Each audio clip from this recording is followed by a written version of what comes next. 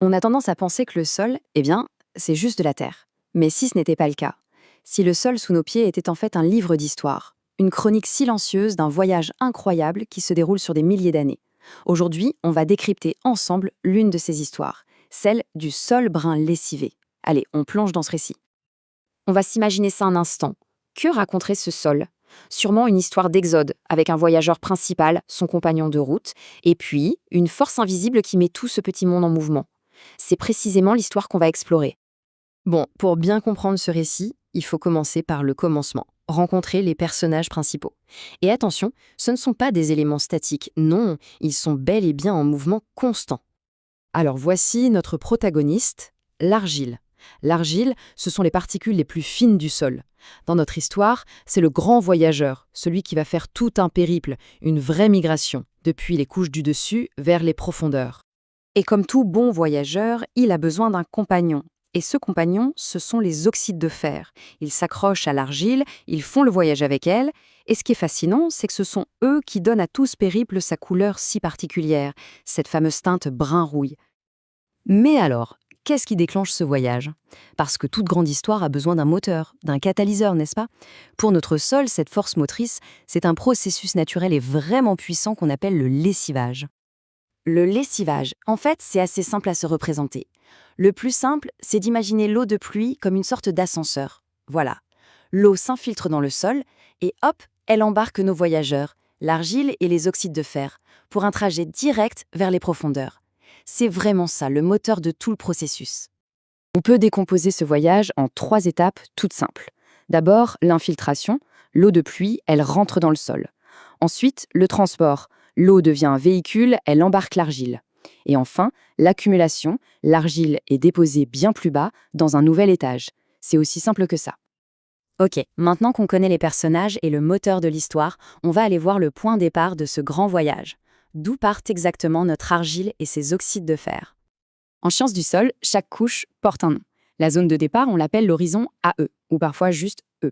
C'est la couche de surface, celle qui va être complètement transformée en perdant ses éléments les plus fins. Et là, il y a un terme technique qui est super intéressant pour décrire cet horizon. On l'appelle éluvial. Pour s'en souvenir, il y a un petit truc tout simple.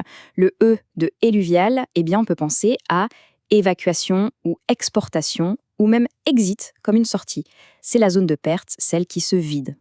Et la conséquence visible de tout ça, en perdant son argile et ses oxydes de fer, l'horizon E perd aussi sa couleur. Il devient tout pâle, délavé, presque décoloré.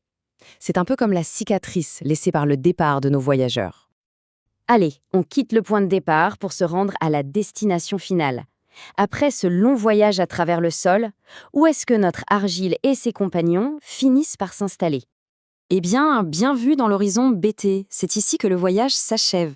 C'est l'horizon d'accumulation, la terre promise pour toute l'argile qui a été transportée depuis la surface. Le terme scientifique pour cette zone, c'est illuvial. C'est logique. Si l'horizon E était celui de l'évacuation, l'horizon B, lui, c'est celui de l'installation, de l'importation. C'est une zone qui s'enrichit. Alors, à quoi il ressemble cet horizon d'arrivée? Il est tout le contraire de l'horizon de départ. Il est super enrichi en argile, ce qui change complètement sa texture, et il est surtout plein d'oxyde de fer. Et ça lui donne cette couleur intense, vibrante, ce fameux brun rouille. On y est. On a maintenant les 2 moitiés de notre histoire. Il est temps de tout rassembler pour voir le portrait robot complet, la signature unique d'un sol brun lessive. Et voilà le tableau complet. En haut, l'horizon E, la zone de départ, appauvrie, toute pâle. Et en bas, l'horizon BT, la zone d'arrivée, enrichie, super colorée.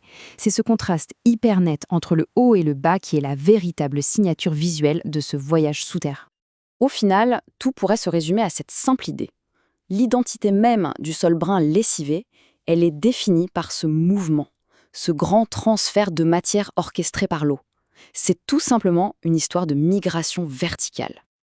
Alors, la prochaine fois qu'on se promènera dans la nature, on pourra peut-être se poser la question « Tiens, quelle histoire ce sol est-il en train de me raconter ?»